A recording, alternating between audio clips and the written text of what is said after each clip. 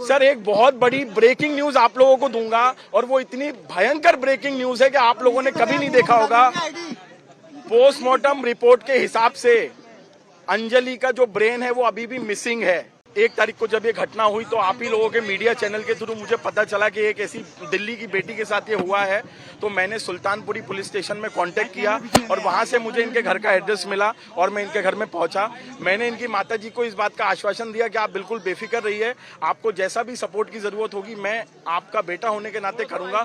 और 3 दिन से मैं परिवार के साथ हूं सारी चीजों में। अब जो कल से चीजें उठ रही हैं, सबसे पहले जो निधि ने एक बहुत बेबुनियाद आरोप जो है मेरी बहन पे लगाया है कि वो शराब के नशे में धुत थी और उसको इतनी भी सुध-बुध नहीं थी कि वो गाड़ी चला पाती। उसने पहले कोई ट्रक से टकराने की कोशिश हुई, उसके बाद जो है वो इस गाड़ी से टकराती है। तो मैं पोस्टमार्टम के आधार पे, पोस्टमार्टम की रिपोर्ट के आधार पे आप सबको बताना चाहता हूँ। ये देखिए एब्डोमेन जो है, एब्डोमेन में इसमें क्लियरली मेंशन है, स्टमक में semi digested food material present and wall have no abnormality detected. मतलब कि एब्डोमेन में किसी भी तरीके का कोई अल्कोहलिक पदार्थ नहीं पाया गया है। मैम अल्कोहल पाया जाता तो इसमें लिखा होता कि केमिकल वहां पर जो है अल्कोहल मिला है। अगर उसमें स्टमक में वो ये कह रहे हैं सिर्फ फूड पार्टिकल मिला है, मतलब कि अल्कोहल कहीं से कहीं तक नहीं था। दूसरी बात sir let me finish. Sir एक बहुत बड़ी ब्रेकिंग न्यूज आप लोगों को दूंगा और वो इतनी भयंकर ब्रेकिंग न्यूज है कि आप लोगों ने कभी नहीं देखा होगा। पोस्टमार्टम रिपोर्ट के हिसाब से अंजलि का जो ब्रेन है वो अभी भी मिसिंग है।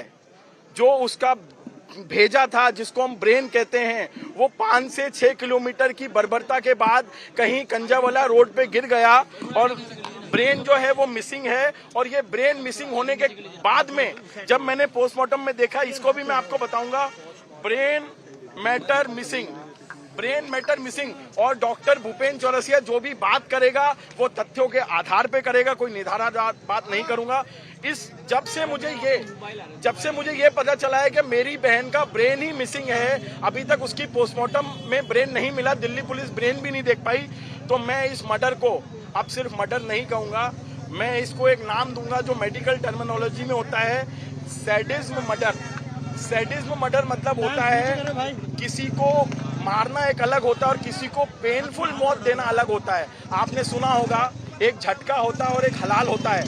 झटके में जो होता है एक ही बार में हम उसको मार देते हैं और हलाल में हम धीरे धीरे करके उसको मारते हैं। तो यहाँ पे अंजलि के साथ जो हुआ है, that is not a simple murder, it is a sadism murder in which उसको धीरे धीरे पेन देके मारा गया है। पोस्टमार्टम रिपोर्ट के हिसाब से उसके शरीर पे तकरीबन 40 इंजुरीज आई हैं। मैं ये भी आपको दिखाना चाहता हूँ,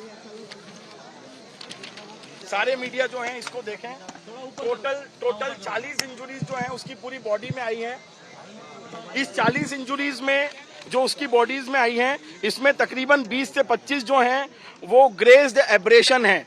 ग्रेज्ड एब्रेशन जो टर्मिनोलॉजी मेडिकल में होती है, आप इसको इस तरीके से मान के चलिए कि जब 13 किलोमीटर में बॉडी जो थी वो घिसटा रही थी तो जमीन और बॉडी के बीच में हीट जनरेट होती है और हीट जनरेट होने के बाद वो एरिया जो है स्किन का वो जल जाता है।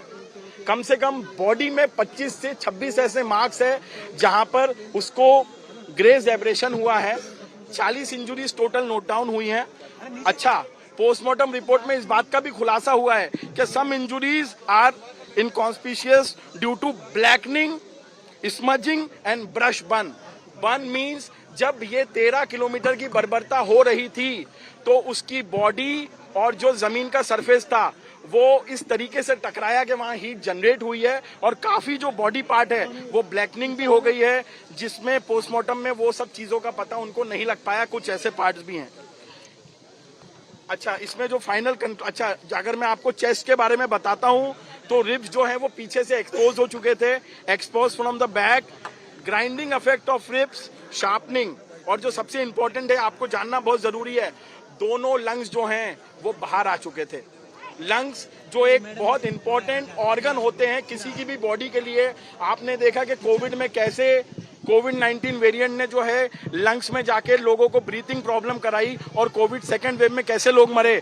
तो इसका जो लंग्स था, एक्सपोजिशन ऑफ लंग्स की पोजीशन चेंज हो चुकी थी और वो मर चुकी थी। 5 से 6 किलोमीटर की बर्बरता तक वो सहन कर पा रही थी। उसके बाद जो था वो सब खत्म था, सिर्फ एक शरीर का हिस्सा था।